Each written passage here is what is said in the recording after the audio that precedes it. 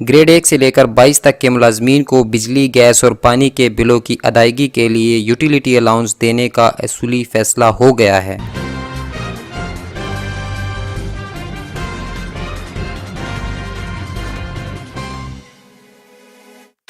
السلام علیکم دوستو، آپ دیکھ رہے ہیں آئی نیوز۔ وفاقی ملازمین کو موجودہ تنخواہوں کا 10% ایڈ ہاک ریلیف الاؤنس دینے، ریٹائرڈ ملازمین کی پنشن میں 10% اضافے اور گریڈ 1 سے لے کر 22 تک کے ملازمین کو بجلی، گیس اور پانی کے بلوں کی ادائیگی کے لیے یوٹیلیٹی الاؤنس دینے کا اصولی فیصلہ کر لیا گیا ہے۔ باضابطہ اعلان پارلیمنٹ میں بجٹ پیش کیے جانے کے موقع پر کیا جائے گا۔ روزنامہ دنیا کے مطابق مشکل معاشی صورتحال کے باعث تنخواہوں اور پنشن میں 15 سے 20% اضافے کی تجویز پر فی الحال غور ختم کر کے اضافہ 10% تک محدود رکھنے کا فیصلہ کیا گیا ہے۔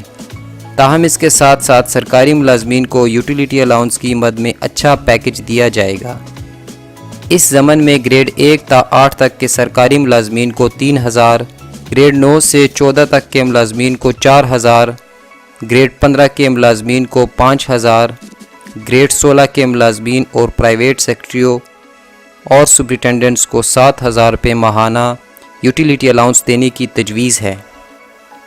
گریڈ 17 کے ملازمین کو 15000، گریڈ 18 کے ملازمین کو 20000، گریڈ 21 کے ملازمین کو 25000 اور گریڈ 22 کے افسران کو 30000 روپے ماہانہ یوٹیلیٹی الاؤنس دینے کی تجویز ہے۔ واضح رہے کہ وفاقی بجٹ رواں ماہ کے آخری ہفتے میں پیش کیے جانے کا امکان ہے۔